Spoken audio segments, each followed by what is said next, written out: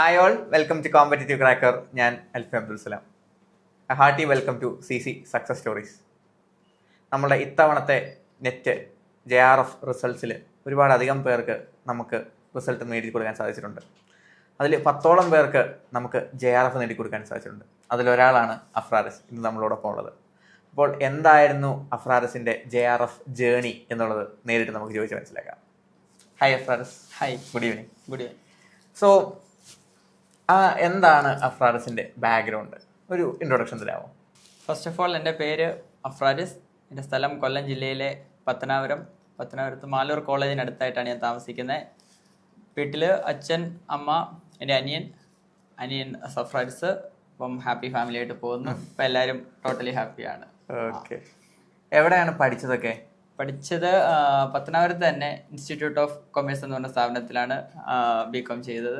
അത് കഴിഞ്ഞ് MCom MCom ചെയ്തുകൊണ്ടിരിക്കുകയാണ്.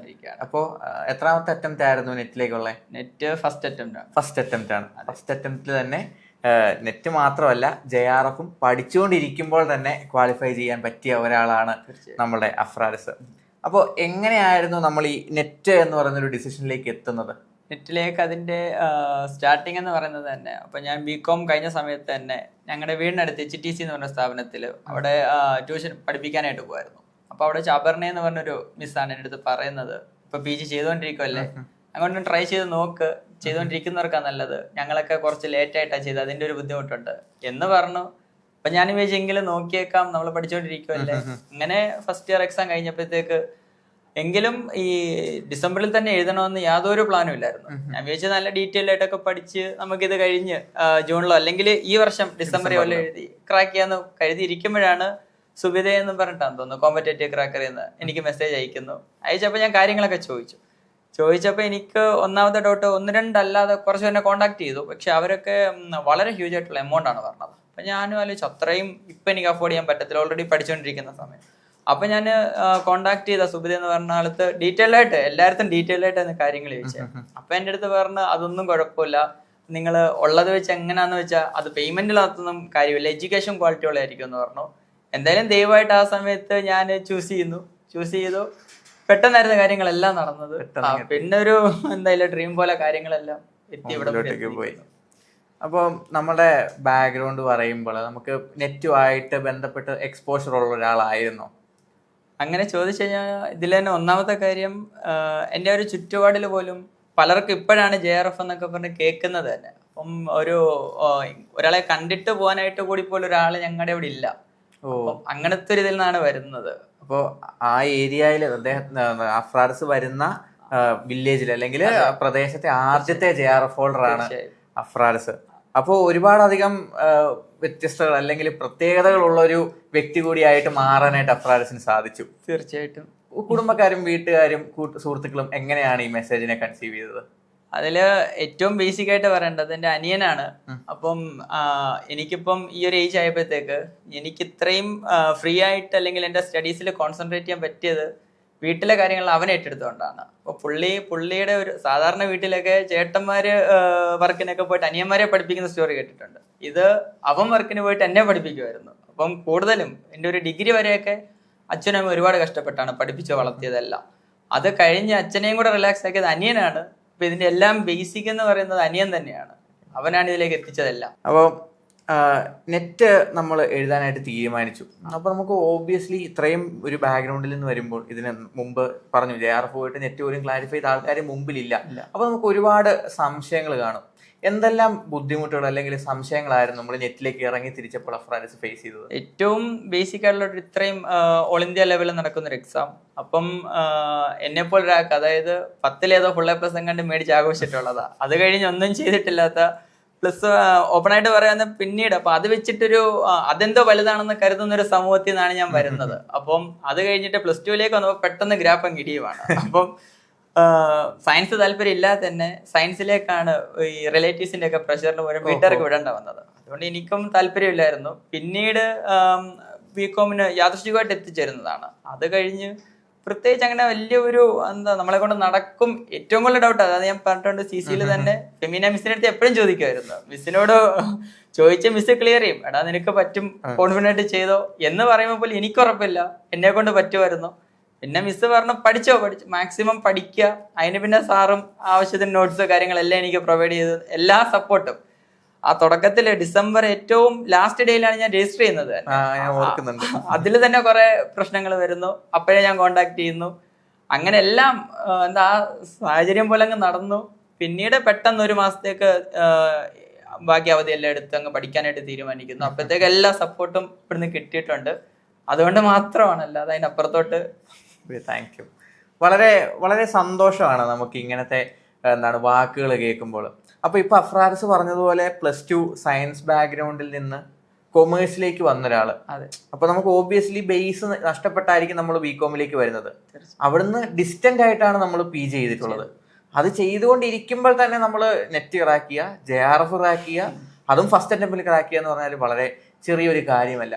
എങ്ങനെയാണ് ഈ ഷിഫ്റ്റുകളെല്ലാം അഫ്രാർസ് ഓവർകം ചെയ്തത്? സയൻസിൽ നിന്ന് ഇപ്പൊ പറഞ്ഞ പോലെ തന്നെ ബികോമിൽ നിന്ന് ഡിസ്റ്റന്റ് ആയിട്ടുള്ള നോട്ട്സ് പോലും അവൈലബിൾ അല്ലാത്ത, അതും നമ്മൾ പറഞ്ഞ പോലെ തന്നെ ട്യൂഷൻ എടുക്കുന്നുണ്ടായിരുന്നു കുട്ടികൾക്ക്. ഈ പാർട്ട് ടൈം ജോബിന് ഇടയ്ക്ക് നമ്മൾ ഈ നമ്മുടെ പോസ്റ്റ് ഗ്രാജുവേഷൻ ക്ലാസ്സസിന്റെ ഇടയ്ക്ക് ഇത് പഠിച്ച് ക്രാക്ക് ചെയ്യുക എന്ന് പറയുമ്പോൾ എങ്ങനെയായിരുന്നു ആ ഹേർഡിൽ നമ്മൾ ഫേസ് ചെയ്തത്? അത് പറയാനാണെങ്കിൽ എൻ്റെ ലൈഫിൽ ഡിഗ്രി കഴിഞ്ഞിട്ട് അത് കൊറോണ അവസാനം ആകുമ്പോഴാണ് ഡിഗ്രി കംപ്ലീറ്റ് ആവുന്നത്.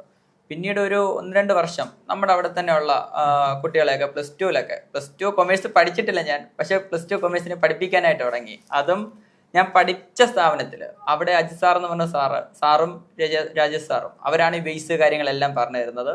എന്നിട്ട് അവർ തന്നെയാണ് ഓരോ സ്റ്റുഡൻസ് പിന്നീട് ഡൗട്ട് ചോദിക്കുമ്പോൾ അവൻ്റെ അടുത്ത് ചോദിച്ചാൽ അവൻ പറഞ്ഞു എന്നൊക്കെ പറഞ്ഞ് പിന്നീട് കൊമേഴ്സുകാരുടെ ഡൗട്ടൊക്കെ എന്നെ കൊണ്ട് ക്ലിയർ ചെയ്യിക്കുമായിരുന്നു.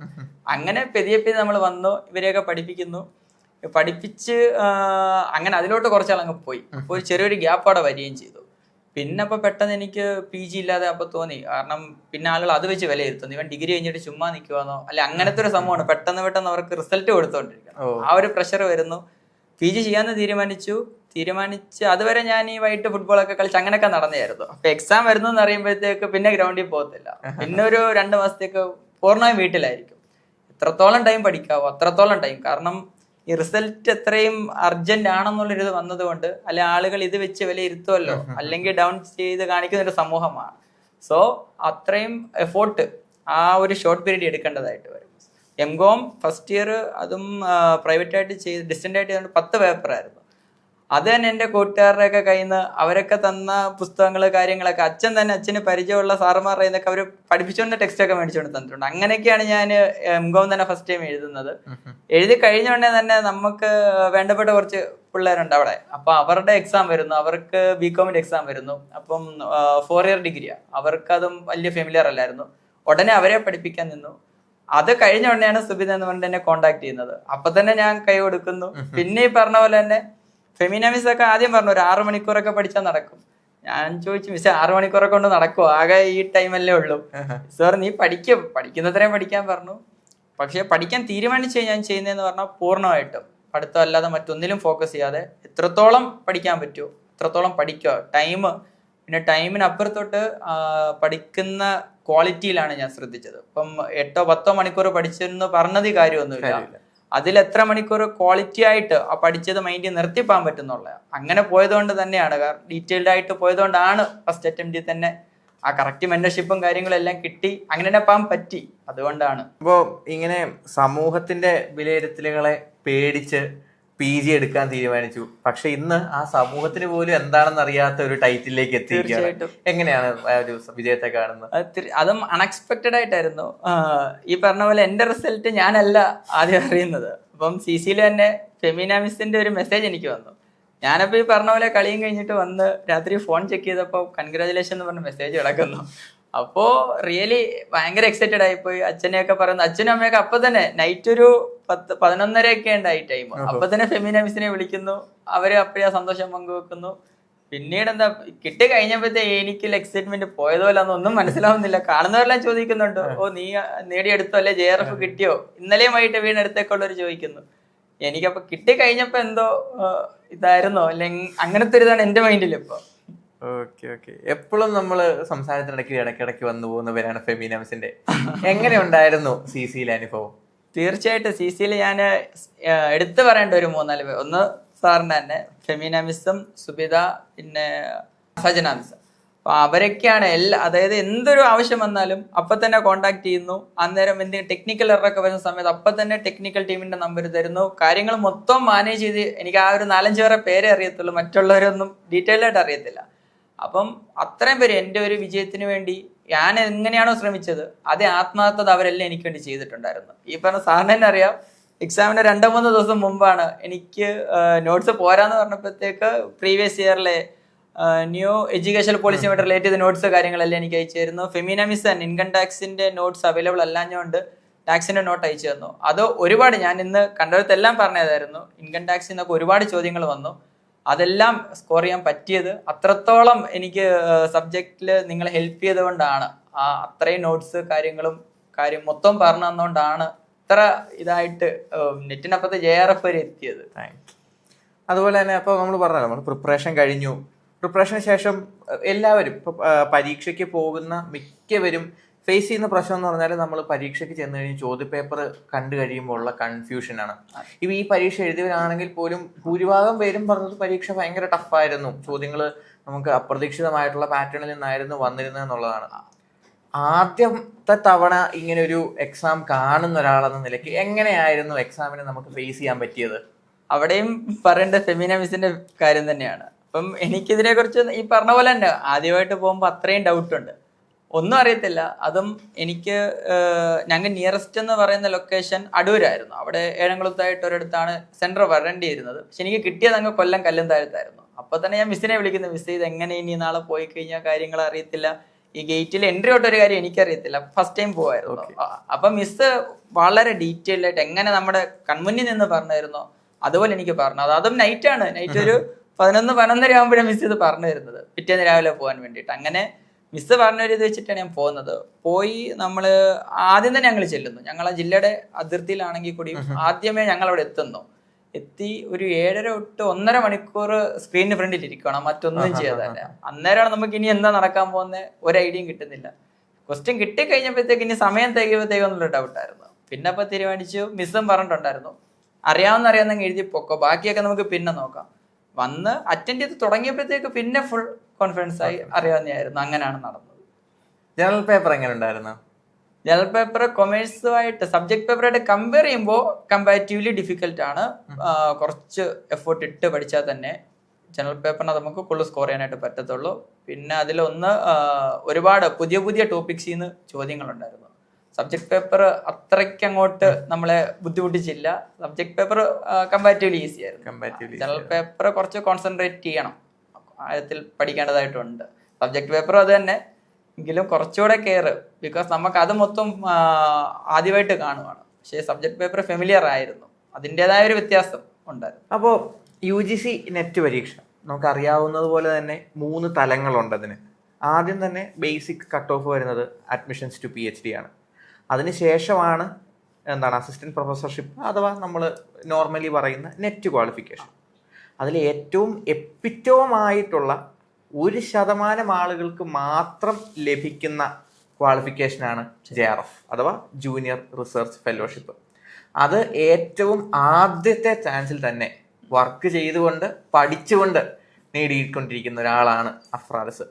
അപ്പോൾ എന്താണ് ആസ് എ സ്റ്റുഡൻറ് അല്ലെങ്കിൽ JRF ക്വാളിഫൈ ചെയ്തതിൽ നിന്ന് JRFന്റെ ഗുണങ്ങൾ എന്ന് നമുക്ക് നമ്മുടെ ഓഡിയൻസിനോട് പറയാൻ പറ്റുന്നത്? തീർച്ചയായിട്ടും അത് ഏറ്റവും ബേസിക്കായിട്ട് കേവലം മണിക്കൂറുകളുടെ വ്യത്യാസത്തിൽ എൻ്റെ ലൈഫിലേക്ക് വന്ന ഗുഡ് വില്ലും റെപ്യൂട്ടേഷനുമാണ്. അപ്പോൾ അതുവരെ ഒന്നും ആരും അറിയുന്നില്ല, പ്രത്യേകിച്ച് ചുറ്റുപാടുള്ളവർക്ക് ആർക്ക് ഞാൻ പറഞ്ഞു ഇത്രയും ഇതിന് മുമ്പിൽ ഒരാൾ പോയിട്ടില്ല. അപ്പം അധികം പേര് ഇങ്ങനെ നമ്മൾ കണ്ടിട്ടില്ല, ആകെ 1-2 പേര് പറഞ്ഞ അറിവ് മാത്രമേ ഉള്ളൂ. അപ്പൊ തന്നെ വന്നതാണ്, അത്രത്തോളം ഗുഡ് വില്ല് റെപ്യൂട്ടേഷൻ നമുക്ക് വരുവാണ്, ലെവൽ തന്നെ അങ്ങ് മാറുവാണ്. ദെൻ അത് നമുക്ക് തരുന്നൊരു അഡീഷണൽ കോൺഫിഡൻസ് ഉണ്ട്, നമ്മളെ കൊണ്ടൊക്കെ പറ്റും. അപ്പം എന്തോ നമ്മൾ വേറെ ലെവലായി എന്ന അഹങ്കാരത്തിലല്ല, അല്ലാതെ തന്നെ നമുക്കൊരു മെന്റലി ഒരു ഇത് വരുന്നു. അപ്പൊ ഇനിയും പല കാര്യങ്ങളും നമുക്ക് എക്സ്പ്ലോർ ചെയ്യാനുണ്ട്, ചെയ്യാൻ പറ്റുമെന്നൊരു കോൺഫിഡൻസ് ആണ് ഏറ്റവും ബേസിക്കായിട്ട് എനിക്ക് കിട്ടിയതായിട്ട് തോന്നുന്നത്.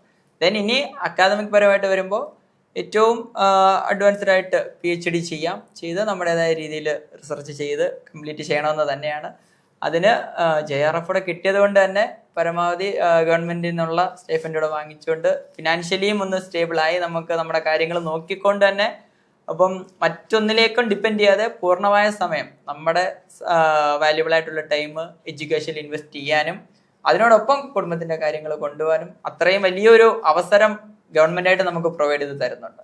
ഇതിനെക്കുറിച്ച് ആർക്കെങ്കിലും അത് കൃത്യമായ ധാരണ ഇല്ലെങ്കിൽ ഇത്രയും നമ്മൾ മറ്റ് ഫീൽഡുകളൊന്നും ഇത്രയും കോമ്പറ്റീഷൻ ഉള്ള ഫീൽഡുകളിൽ പോകുമ്പോൾ അത് അത്രത്തോളം എനിക്ക് ഡോക്ടർ എഞ്ചിനീയർ എന്നൊക്കെ പറയുന്നത് പോലെ അത്രയും ആളെന്തായാലും നമുക്ക് വരുന്നില്ല. അപ്പം എന്നാ അവസരങ്ങൾ ഇഷ്ടം പോലെയാണ്. അപ്പൊ ഇത്രയും അവസരം ഉള്ളപ്പം അത് ക്ലിയർ ആയിട്ട് എക്സ്പ്ലോർ ചെയ്യുക എന്നുള്ളതാണ്. കൂടുതൽ പേര് വരണമെന്നാണ് എൻ്റെ ആഗ്രഹം.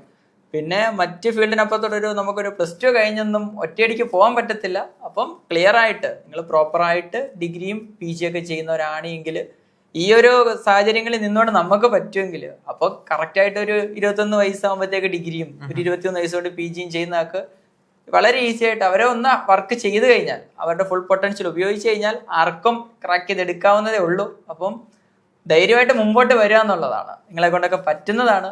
കൂടുതൽ പേര് വരട്ടെ എന്നാണ് ആഗ്രഹിക്കുന്നത്. എന്താണ് നമുക്കിപ്പോൾ JRFന് വേണ്ടി അല്ലെങ്കിൽ നെറ്റിന് വേണ്ടി പ്രിപ്പയർ ചെയ്യുന്ന ഉദ്യോഗാർത്ഥികൾക്ക് ആസ്പിരൻസിന് നൽകാൻ പറ്റുന്ന കുറച്ച് ടിപ്സ്? തീർച്ചയായിട്ടും പറയാനുള്ളത് പഠിക്കുന്ന കണ്ടന്റിന്റെ ക്വാളിറ്റി ആയിരിക്കണം ഏറ്റവും ഇമ്പോർട്ടൻ്റ് ആയിട്ടുള്ളത്. അല്ലാതെ എന്തൊക്കെയോ ഇപ്പോൾ വീട്ടുകാർ നോക്കുമ്പോഴത്തേക്ക് അവൻ പഠിക്കുന്നുണ്ടല്ലേ, എൻ്റെ മോൻ 10 മണിക്കൂർ പഠിക്കുന്നു 12 മണിക്കൂർ പഠിക്കുന്നു എന്നുള്ളതിലല്ല, ആ പഠിക്കുന്ന ഏറ്റവും ക്വാളിറ്റി ആയിട്ട്. ദെൻ ഏതൊരു ഹ്യൂമൻ ബീയിങ്ങിനുള്ളവരാണ് മറക്കുമെന്നുള്ളത്. അതിപ്പോൾ എത്ര വലിയ ആളായി കഴിഞ്ഞാൽ എനിക്ക് തോന്നിയിട്ടുള്ളതാണ്, അത് നമ്മൾ മറക്കും, അത് മനുഷ്യന് ജനിതകമായിട്ടുള്ളതാണ്. സോ ഒറ്റവട്ടം ഒന്ന് പഠിച്ചു അല്ലെ ഞാൻ നല്ലപോലെ അങ്ങ് പഠിച്ചു എന്ന് പറഞ്ഞ് എനിക്കൊന്ന് അടുത്ത 1 മണിക്കൂറിൽ തന്നെ നല്ലൊരു ഭാഗം നമ്മൾ മറന്നു പോകാൻ ചാൻസ് ഉണ്ട്. അപ്പൊ തീർച്ചയായിട്ടും ആ 1 മണിക്കൂറിൽ തന്നെ ഞാൻ പഠിപ്പിച്ച കുട്ടികൾക്കും വേണ്ടുള്ളത് തന്നെ അപ്പൊ നിങ്ങൾ റിവൈസ് ചെയ്ത് നോക്കുക. ദെൻ പിറ്റേ ദിവസവും ഇതേ കാര്യങ്ങൾ തന്നെ മറക്കാനായിട്ട് സാധ്യതയുണ്ട്.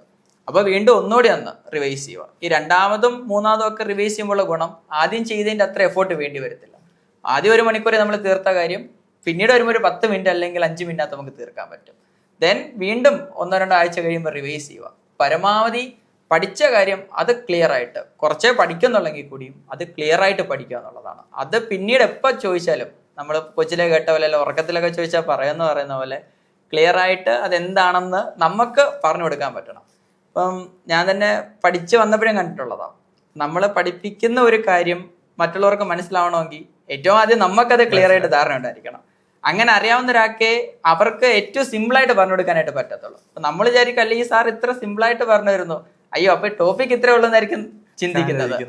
അല്ല എന്തോ ഹാർഡായിട്ടൊക്കെ പറഞ്ഞു കൊടുക്കുന്ന സാറന്മാരെ കാണുമ്പോൾ വിചാരിക്കും ഓ അവരെന്തോ ഭയങ്കര നോളജ് ഉള്ളവരാ. പക്ഷെ എനിക്ക് തിരിച്ചാണ് തോന്നിയിട്ടുള്ളത്, അത്രയും സിമ്പിളായിട്ട് ഒരാൾ പറഞ്ഞു തരുന്നുണ്ടെങ്കിൽ അയാൾക്ക് അത് അത്രത്തോളം ഡെപ്തിൽ മനസ്സിലായിട്ടുണ്ടായിരിക്കണം. സോ ആ രീതിയിൽ പിന്നെ ഞാൻ പഠിച്ചിട്ടുള്ളത് പലരും എൻ്റെ അടുത്ത് പറഞ്ഞിട്ടുണ്ട് പഠിക്കാൻ പറ്റുന്നില്ല എന്നൊക്കെ പറയുമ്പം എൻ്റെ കൊച്ചിലോട്ട് ഫോളോ ചെയ്ത് വരുന്നത് ഈ മറ്റുള്ളവരെ പഠിപ്പിക്കുന്നത് പോലെ പഠിക്കുക എന്നുള്ളതായിരുന്നു. ഇപ്പം എൻ്റെ മുമ്പിൽ ഒരു ഇമാജിനറി ക്രൗഡ് ഉണ്ട്, അല്ലെങ്കിൽ അവരെയാണ് ഞാൻ പഠിപ്പിക്കുന്നത് എന്ന് പറഞ്ഞ സൗണ്ട് എടുത്ത് തന്നെ ഞാൻ പഠിക്കുന്നത്. അപ്പം വീട്ടിൽ വരുന്നവരൊക്കെ പറയുമായിരുന്നു നീ പഠിക്കുന്ന അവിടെ നിന്ന് കേൾക്കാമല്ലോ റോഡിൽ നിന്ന് കേൾക്കാമല്ലോ എന്നൊക്കെ പറയുമായിരുന്നു. അപ്പോഴും ഞാൻ ചെയ്യുന്നതെന്ന് പറഞ്ഞാൽ അങ്ങനെ അപ്പം ആ എൻ്റെ ഫ്രണ്ടിലുള്ള ആ ഒരു ഇമാജിനറി ക്രൗഡിന് മനസ്സിലാവണം. അപ്പം അവർക്ക് മനസ്സിലായി എന്ന് തോന്നുമ്പോൾ എനിക്കൊരു സാറ്റിസ്ഫാക്ഷൻ കിട്ടത്തുള്ളൂ. അപ്പം എനിക്ക് പഠിച്ചു ഉറപ്പിച്ചിട്ടുണ്ടെന്ന് ഞാൻ തന്നെ കൺഫേം ചെയ്യുന്നത് ആ ഒരു മെത്തേഡ് ട്രൈ ചെയ്തിട്ടായിരുന്നു. സോ അങ്ങനെയൊക്കെ നോക്കിക്കഴിഞ്ഞാൽ പിന്നെ ഏറ്റവും ഇമ്പോർട്ടൻ്റ് ആയിട്ട് പഠിക്കുമ്പോൾ അല്ലെ ഏത് പ്രവൃത്തിയിലാണെങ്കിലും നമ്മുടെ 100% കൊടുക്കുക എന്നുള്ളതാണ്. ചെയ്യുന്ന വർക്കിൽ അത്രത്തോളം മൈൻഡ് കൊടുത്ത് ഡെഡിക്കേറ്റ് ചെയ്താൽ അത് ഏത് പ്രൊഫഷൻ ആയാലും ഇപ്പോൾ പഠിത്തമെന്ന് മാത്രമല്ല എവിടെയായാലും ചെയ്യുന്നവർക്ക് ഏറ്റവും പെർഫെക്റ്റ് ആയിട്ട് മറ്റുള്ളവർക്ക് ഇമിറ്റേറ്റ് ചെയ്യാൻ പറ്റുന്ന രീതിയിൽ ഇതിനപ്പുറത്തോട്ടൊന്നുമില്ല. എനിക്ക് ഇതിൽ നിന്ന് തന്നെ മനസ്സിലായത് അതാണ്.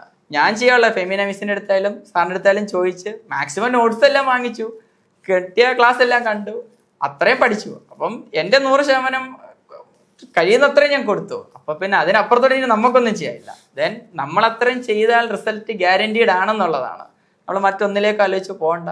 ചെയ്യാനുള്ള കാര്യം ഈ പറഞ്ഞ ഏറ്റവും പെർഫെക്റ്റ് ആയിട്ട് അതും നമ്മുടെ ഫുൾ കഴിവ് ഉപയോഗിച്ച് കഴിഞ്ഞാൽ റിസൾട്ട് ഗ്യാരണ്ടീഡ് ആണ്. നമ്മൾ മറ്റൊന്നും ചിന്തിക്കേണ്ട എന്നുള്ളതാണ്. പിന്നെ നമുക്ക് അതിനപ്പുറത്തോടൊന്നും ചെയ്യാനില്ല. സോ തീർച്ചയായിട്ടും റിസൾട്ട് നമുക്ക് പുറം എത്തിയിരിക്കും. അപ്പോൾ ഇപ്പോൾ അഫ്രാൻസ് പറഞ്ഞതുപോലെ അങ്ങനെ ലൗഡായിട്ട് വായിച്ച് പഠിക്കുന്ന ഒരാൾ ഒരു ഓൺലൈൻ പ്ലാറ്റ്ഫോമിലേക്ക് വന്നപ്പോൾ എങ്ങനെയാണ് ആ സ്റ്റഡി പാറ്റേൺ തമ്മിൽ ഒന്ന് മിങ്കിൾ ചെയ്തത്? അത് ഈ ഓട്ടോമാറ്റിക് അല്ല ലൈഫിന്റെ ഭാഗമാകുമെന്ന് പറയുന്നത് പോലെ തന്നെയായിരുന്നു. അത് അങ്ങനെ ഒരു വ്യത്യാസം പോലും എനിക്ക് തോന്നിയിട്ടില്ല. വളരെ ഈസി ആയിട്ട് അറ്റാച്ച്ഡ് ആവുന്നു. ഈ പറഞ്ഞതുപോലെ ഇവിടെ ഉള്ള ടീച്ചിങ് കണ്ടപ്പോൾ എനിക്കും തോന്നിയത് അതാണ് കറക്റ്റ്. ടീച്ചിങ്ങിനകത്ത് ഇപ്പം വന്നപ്പോഴായാലും ഇടപെടിയിലായാലും എല്ലാ കാര്യങ്ങളും കൊണ്ട് ഒരു ആദ്യമായിട്ട് കാണുന്ന ഒരാള് അല്ലെങ്കിൽ അങ്ങനത്തെ ഒരു ഇതോ അല്ലെങ്കിൽ ഒരു ഹെഡ് വെയിറ്റ് ഇട്ട് അങ്ങനൊന്നും പെരുമാറുന്ന ആരും ഇതിനകത്ത് കണ്ടിട്ടില്ല. അപ്പൊ എല്ലാവരും അത്ര സപ്പോർട്ടീവായിട്ടാണ് നമ്മുടെ കൂടെ ഫസ്റ്റ് ഡേ തൊട്ട് നിന്നിട്ടുള്ളത്, ഇപ്പം നിൽക്കുന്നതും. സോ അതാണ് ഏറ്റവും വലിയ അഡ്വാൻറ്റേജ് ആയിട്ട് എനിക്ക് പെട്ടെന്ന് മിങ്കിൾ ആവാൻ പറ്റിയത്. അതുകൊണ്ട് തന്നെയാണ് എനിക്കല്ല, ഞാൻ എൻ്റെ വീടിനടുത്തൊക്കെ ചേട്ടനും ചേച്ചിട്ട് സംസാരിക്കുന്ന പോലെയാണ് ഇവിടെ ഓരോരുത്തരും സംസാരിച്ചതും അങ്ങനെ ഇടപെട്ടാണ് നിന്നത്. സോ ഒരു പുതിയതായിട്ട് വന്നൊരു പുതിയ വേൾഡിൽ എത്തിയ ഫീൽ അല്ല. എൻ്റെ ആ ചുറ്റുപാടിലുള്ളവർ തന്നെ എൻ്റെ അടുത്ത് വരുന്നു. അവർ തന്നെ എനിക്ക് എന്താ നമുക്ക് കുറച്ചുകൂടെ മുതിർന്ന ചേട്ടനും ചേച്ചി നിന്ന് കാര്യങ്ങൾ എങ്ങനെ പറഞ്ഞായിരുന്നു അങ്ങനെ എന്നെ ഗൈഡ് ചെയ്ത് കൊണ്ടുപോയിട്ടുണ്ട്. അതാണ് ഇപ്പൊ സംഭവിച്ചത്. അതുകൊണ്ട് തന്നെ ഒരു വ്യത്യാസം എനിക്ക് തോന്നിയിട്ടില്ല. അപ്പൊ നമ്മൾ ഇതുവരെ നമ്മൾ സംസാരിച്ചപ്പോഴാണല്ലോ നമ്മൾ എക്സാം എഴുതാൻ പോയ ഒരു എക്സ്പീരിയൻസിനെ പറ്റിയൊക്കെ പറഞ്ഞു. നമ്മൾ ഇതുവരെ PG ആയിക്കൊള്ളട്ടെ ഡിസ്റ്റൻസ് ആയിട്ടാണെങ്കിൽ പോലും നമ്മൾ ഇതുവരെ എഴുതി വന്നിട്ടുള്ളത് മൊത്തം ഡിസ്ക്രിപ്റ്റീവ് പരീക്ഷകളും എന്താണ് പെൻ ആൻഡ് പേപ്പർ പരീക്ഷകളാണ്. അവിടെ നിന്ന് ഒബ്ജക്റ്റീവ് ടൈപ്പ് ക്വസ്റ്റ്യനിലേക്കും ഓൺലൈൻ എക്സാമിലേക്ക് മാറുമ്പോൾ ഒരുപാട് ഒരു ബുദ്ധിമുട്ടുകൾ വരും. ഈ ബുദ്ധിമുട്ടുകൾ എങ്ങനെയാണ് കവർ ചെയ്യാൻ സാധിച്ചത്? 100% കോമ്പറ്റേറ്റീവ് ക്രാക്കർ അതിന്റെ ടെക്നിക്കൽ ടീംസും പ്രത്യേകിച്ച് മോക്ക് ടെസ്റ്റ് കാര്യങ്ങളൊക്കെ കൃത്യമായിട്ട് നടത്തിയിട്ടുണ്ടാണ്. അതിനപ്പുറത്തോട്ടൊന്നും, കാരണം എനിക്ക് മറ്റൊരു ഓപ്ഷനോ സോഴ്സോ ഒന്നുമില്ല. അപ്പൊ ഈ പ്രൊവൈഡ് ചെയ്ത മോക്ക് ടെസ്റ്റുകളാണ് ഏറ്റവും കൂടുതൽ ഹെൽപ്ഫുൾ ആയത്. അല്ലാതെ എനിക്ക് തന്നെ ആദ്യമെല്ലാം കൺഫ്യൂഷൻ അതാ, ഇതിങ്ങനെ പഠിക്കുന്നു എങ്ങനെ ചോദ്യം വരുന്നത് നമുക്കറിയത്തില്ല, അല്ലെ വന്നാൽ എങ്ങനെയാണ്, അല്ലെ ഇത്ര ഓപ്ഷൻ വരുന്നു, ഇതൊന്നും ഒരു പിടുത്തമില്ലായിരുന്നു. അപ്പോൾ റീഡിങ് കോംപ്രഹെൻസേഷൻ ആയിക്കോട്ടെ, അതുപോലെ ഡേറ്റ ഇന്റർപ്രിട്ടേഷൻ, അതിനെല്ലാം കൃത്യമായിട്ട് വീഡിയോസ് കാര്യങ്ങളുണ്ട്. അതെല്ലാം നോക്കുന്നത് ഇന്ത്യൻ ലോജിക്സ്, അങ്ങനെ കുറെ മേഖലകളുണ്ടായിരുന്നു. അതെല്ലാം അതിൽ നിന്ന് തന്നെ നോക്കിയപ്പോൾ തന്നെ ആ വീഡിയോസ് കണ്ടില്ലായിരുന്നെങ്കിൽ ഒന്നും ചെയ്യാൻ സ്ക്രീനിന് ഫ്രണ്ടിൽ പോയി വണ്ടറടിച്ച് ഞാനും തിരിച്ചു വന്നേനെ. പക്ഷെ ഇത് കൃത്യമായിട്ട് ആ വീഡിയോസ് കണ്ടു. പിന്നെ അതുപോലെ തന്നെ മോക്ക് ടെസ്റ്റുകൾ ഒരുപാട് ഹെൽപ്ഫുൾ ആയിട്ടുണ്ട്. ആ എക്സാമിന്റെ പാറ്റേൺ, അവിടെ എന്ത് ക്വസ്റ്റ്യൻ ആണോ നമ്മൾ കണ്ടത് ആ ക്വസ്റ്റ്യൻ തന്നെയാണ്. അപ്പൊ അവിടെ ചെന്നപ്പോ നമുക്ക് ക്വസ്റ്റ്യൻ കാണുമ്പോൾ ഇത്രയും നാളെ ഞാൻ കണ്ടത് തന്നെയാണ് വന്നേക്കുന്നത്, പിന്നെ എനിക്കെന്താ പേടിക്കാണ്. അപ്പം അത്രത്തോളം എത്തിയത് ഇത്രയും സപ്പോർട്ട് ടെക്നിക്കൽ ടീമിന്റെ കയ്യിൽ നിന്ന് വന്നുകൊണ്ടാണ്. അത് എനിക്കൊന്ന് ജനുവരി ഒരു 3-ാം തീയതി കഴിയുമ്പോഴത്തേക്ക് ഒരു 3 മണിക്കൂർ കറക്റ്റ് എങ്ങനെയാണോ UGC എക്സാം നടത്തുന്നത് അതേ പാറ്റേണിൽ 2 പേപ്പറിന്റെ എക്സാം നടത്തി. അതോടെ അറ്റൻഡ് ചെയ്തപ്പോഴാണ് നമുക്കൊരു കോൺഫിഡൻസ് വരുന്നത്. കാരണം അതുവരെ പഠിച്ചിട്ടേ ഉള്ളൂ. അപ്പം ഇതിനി എക്സാമിന് വരുമ്പോൾ എങ്ങനെയാണെന്ന് അറിയുന്നില്ല. ഈ 2-3 എക്സാം അറ്റൻഡ് ചെയ്തപ്പോൾ പിടികിട്ടി ഇതായിരുന്നു. അപ്പം ഞാൻ പഠിച്ചതൊക്കെ തന്നെയാണ് ചോദിക്കുന്നത്, പക്ഷെ ചോദ്യം ഇങ്ങനെയൊക്കെ വരുമെന്ന് അത്രേ ഉള്ളൂ. അത് വെച്ചിട്ടാണ്, ഇല്ലെങ്കിൽ തീർച്ചയായിട്ടും അവിടെ പോയിട്ട് തിരിച്ചു വരാനേ പറ്റത്തുള്ളായിരുന്നു. ഇന്ത്യയിലെ ടോപ്പ് 1% എത്തി. ഒരുപാട് പേരുടെ സ്വപ്നമായിട്ടുള്ള JRF ആദ്യത്തെ അറ്റംപ്റ്റിൽ തന്നെ ക്രാക്ക് ചെയ്തു. നമ്മൾ PG കംപ്ലീറ്റ് ചെയ്തിട്ടില്ല. നമ്മളുടെ മുമ്പിലുള്ള സാധ്യതകൾ ഒരുപാടാണ്. എങ്ങനെയാണ് അഫ്രാസിന്റെ ഫ്യൂച്ചർ കാണുന്നത്? തീർച്ചയായിട്ടും ഇനിയിപ്പോൾ ഞാൻ ഓൾറെഡി മെൻഷൻ ചെയ്ത പോലെ എനിക്കൊരു കോൺഫിഡൻസ് ആയി കഴിഞ്ഞു. ഇനിയിപ്പം എൻ്റെ ലൈഫിനെ സംബന്ധിച്ചോ അല്ലെ എൻ്റെ ഫാമിലിയെ സംബന്ധിച്ചോ എനിക്കിനി ഒരു ടെൻഷൻ്റെയും കാര്യമില്ല എന്നുള്ളതാണ് ഇതുകൊണ്ട് ഏറ്റവും കൂടുതൽ എനിക്ക് കിട്ടിയ അഡ്വാൻറ്റേജ് എന്ന് പറയുന്നത്. സോ നമ്മളിപ്പോൾ എൻ്റെ കാലം നിൽക്കാറായി കഴിഞ്ഞു, ആ ഒരു കോൺഫിഡൻസ് ആയി.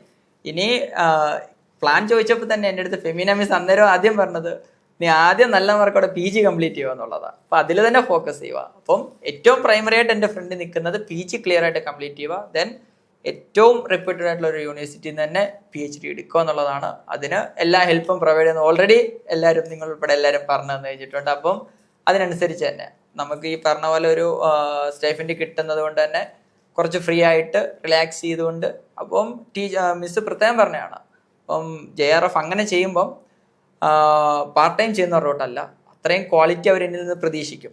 അപ്പോൾ എനിക്ക് എത്രയും കോൺട്രിബ്യൂട്ട് ചെയ്യാൻ പറ്റുമോ, കാരണം ഈ എമൗണ്ട് വാങ്ങിക്കാൻ നമ്മൾ ഗവൺമെന്റിൽ നിന്ന് ചുമ്മാ വാങ്ങിച്ചിട്ട് പോകാൻ പറ്റത്തില്ലല്ലോ, അതിനോട് നമ്മൾ തിരിച്ചൊരു ആത്മാർത്ഥത കാണിക്കണം. സോ രാജ്യത്തിന് ഗുണമാവുന്ന രീതിയിൽ ഏറ്റവും നല്ല രീതിയിൽ റിസർച്ച് കംപ്ലീറ്റ് ചെയ്യുക എന്നുള്ളതാണ്. അപ്പോൾ നമ്മൾ ഇത്രയും നേരം ശ്രമിച്ചത് അഫ്രാസിന്റെ അത്രയും ഡെഡിക്കേറ്റഡ് ആയിട്ടുള്ള ജേണിയെ പറ്റിയാണ്, അദ്ദേഹം നടത്തിയ പ്രിപ്പറേഷൻസിനെ പറ്റിയാണ്, അദ്ദേഹം നേടിയെടുത്ത പൊസിഷനെ പറ്റിയാണ്. ഇനി ഇങ്ങനെയുള്ള പരീക്ഷകളിൽ ആ പൊസിഷൻ നിങ്ങൾക്കൂടെ വേണ്ടിയിട്ടുള്ളതാണ്. എന്താണ് അഫ്രാസിന് ബാക്കി നമ്മുടെ ആസ്പിരൻസിനോട് പറയാനുള്ളത്? തീർച്ചയായിട്ടും എനിക്ക് ഇത്രയും നാളുകൊണ്ട് മനസ്സിലായത് തന്നെ, ആർക്കും അങ്ങനെ IQ എന്നൊക്കെ പറഞ്ഞ് ഞാൻ കേട്ടിട്ടുണ്ട്. വലിയ വ്യത്യാസമുണ്ട്. എനിക്ക് അതിനെക്കുറിച്ച് ടെക്നിക്കലി സംസാരിക്കാവുന്ന വലിയ ആളല്ല, എങ്കിൽ പോലും ഞാൻ പഠിപ്പിച്ച പിള്ളേർക്ക് എല്ലാം പറഞ്ഞിട്ടുള്ളതാണ്. ചിലപ്പോൾ നമുക്ക് മനസ്സിലാക്കാൻ കുറച്ച് എല്ലാവർക്കും ഒരുപോലെ ആയിരിക്കത്തില്ല. ചിലർക്ക് ഒരു വട്ടം കേട്ടാൽ മനസ്സിലാവും, ചിലർക്ക് അതിനെ 10 വട്ടം കേൾക്കേണ്ടതായിട്ട് വരും. പക്ഷെ നമ്മുടെ കപ്പാസിറ്റി തിരിച്ചറിയുക, ഇത് ആരെക്കൊണ്ടും അങ്ങനെ ആർക്കും പറ്റാത്തതാണെന്ന് ഒരിക്കലും തോന്നുന്നില്ല.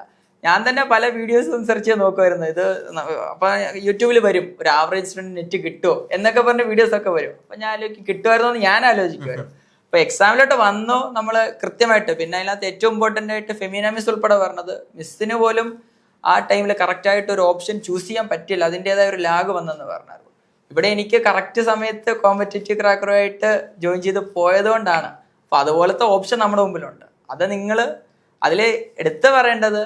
അപ്പൊ ഈ ക്വാളിറ്റി എഡ്യൂക്കേഷൻ അഫോർഡബിൾ ഫീസിലാണ് എനിക്ക് കിട്ടിയത്. അത് ഇല്ലായിരുന്നെങ്കിൽ അല്ലെ മറ്റു പലരും എൻ്റെ അടുത്ത് ചോദിച്ചതുപോലെ 25,000 30,000 ഒക്കെ ചോദിച്ചു വന്നായിരുന്നെങ്കിൽ അന്നേരം എനിക്ക് ചെയ്യാൻ പറ്റത്തില്ല, ഈ ഒരു അവസരം എൻ്റെ ഇന്ന് പോയേനെ.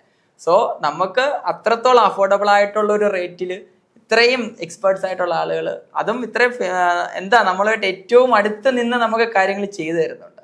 അപ്പം ഏതൊരാളെ കൊണ്ടും ഫീൽഡിലേക്ക് വരാൻ താല്പര്യമുള്ള ആർക്കും ഈസി ആയിട്ട് അച്ചീവ് ചെയ്യാൻ പറ്റുന്നതേ ഉള്ളൂ. അപ്പൊ നിങ്ങളുടെ വർക്കും കൂടി ഈ പറഞ്ഞ പോലെ എഫോർട്ട് ഇട്ട് കഴിഞ്ഞാൽ തീർച്ചയായിട്ടും ഹാർഡ് വർക്ക് ചെയ്യുക എന്നുള്ളതാണ്. ഞങ്ങൾ ഇത്രയും പറഞ്ഞുകൊണ്ട് ഫുട്ബോൾ കളിയെ കുറിച്ച് കുറച്ച് താല്പര്യപ്പെട്ട് നിൽക്കുന്നതുകൊണ്ട് ഞങ്ങളുടെ എല്ലാവരും പറയും റൊണാൾഡോയെ കണ്ടുപിടിക്കണം, റൊണാൾഡോ ഹാർഡ് വർക്ക് ഇടുന്നതാണ്. അവിടെ തന്നെ നമുക്കും പറയാം, ചിലപ്പോൾ അദ്ദേഹത്തെയൊക്കെ സ്കില്ലുള്ളവരൊക്കെ പുറത്ത് കാണും. അപ്പം നമ്മൾ എത്ര സ്കില്ലുണ്ടെന്ന് പറഞ്ഞ് പുറത്തിരുന്നിട്ട് ഒരു കാര്യമില്ല. ആ സ്കില്ലുള്ളവനോട് ഇരിക്കത്തേ ഉള്ളൂ. ആരാണോ വർക്ക് ചെയ്യുന്നത് അവരായിരിക്കും കയറി പോകുന്നത്. ഈ പറഞ്ഞ പോലെ റൊണാൾഡോയൊക്കെ ഇഷ്ടപ്പെടുന്നവരാണെങ്കിൽ എനിക്ക് മെസ്സിയാണ് ഇഷ്ടം, ഇനി അങ്ങനെ ഒരു പ്രശ്നം വേണ്ട. പക്ഷേ അദ്ദേഹത്തിന്റെ കൂട്ടൊക്കെ എഫോർട്ട് ഇടുവാണെങ്കിൽ ആർക്കും അച്ചീവ് ചെയ്യാൻ പറ്റുന്നതേ ഉള്ളൂ. എല്ലാവരും അങ്ങനെ വലിയ ഇൻബോൺ ടാലന്റ് ഉള്ളവരൊന്നും അല്ല. ചിലപ്പോൾ നമുക്ക് കുറച്ച് പെരിയ മനസ്സിലാവത്തുള്ളായിരിക്കും. എങ്കിലും നമ്മൾ അത്രത്തോളം എഫോർട്ട് ഇട്ട് കഴിഞ്ഞാൽ വർക്ക് ചെയ്യാൻ വില്ലിങ് ആണെങ്കിൽ അച്ചീവ് ചെയ്യാൻ സാധിക്കാത്തതായിട്ടൊന്നുമില്ല എന്നാണ് പറയാനുള്ളത്. അപ്പൊ തീർച്ചയായിട്ടും വർക്ക് ചെയ്യുക, ആർക്കും നേടിയെടുക്കാവുന്നതേ ഉള്ളൂ. അതെ, അഫ്രാൻസ് പറഞ്ഞതുപോലെ തന്നെ ആർക്കും നേടാൻ പറ്റാത്തതായിട്ടോ അല്ലെങ്കിൽ പ്രത്യേകതരം ആളുകൾക്ക് വേണ്ടി മാത്രം ഒഴിഞ്ഞു വെച്ചിട്ടുള്ളതോ ആയിട്ടുള്ള ഒന്നല്ല നെറ്റ് JRF എന്നുള്ളത്. അദ്ദേഹത്തിൻ്റെ ലൈഫിൽ നിന്നും അദ്ദേഹം വർക്ക് ചെയ്തുകൊണ്ട് പഠിച്ചുകൊണ്ട് നേടിയെടുത്ത അച്ചീവ്മെൻറ്റിലൂടെ അഫ്രാൻസ് പ്രൂവ് ചെയ്തിരിക്കുകയാണ്. ഇനിയുള്ളത് നിങ്ങളുടെ ചാൻസാണ്. നിങ്ങൾക്കും ആ ടോപ്പ് 1% എത്തുവാനായിട്ട് സാധിക്കും. അതിന് നമ്മൾ ഇത്രയും നേരം പറഞ്ഞതുപോലെ തന്നെ പ്രോപ്പറായിട്ടുള്ള പ്രിപ്പറേഷനും പ്രോപ്പറായിട്ടുള്ള ഗൈഡൻസും തന്നെയാണ് വേണ്ടത്. Afrans, all the very best. You have become a junior research fellow. അപ്പോൾ ഇനി മുമ്പിലോട്ടുള്ള ഫ്യൂച്ചർ ഏറ്റവും സെക്യൂർ ആയിട്ട് തന്നെ കൊണ്ടുപോവുക. ഉള്ള ഓപ്പർച്യൂണിറ്റീസ് എല്ലാം ക്ലെയിം ചെയ്യാം. All the very best and wholehearted thank you for spending you valuable time with us. Thank U.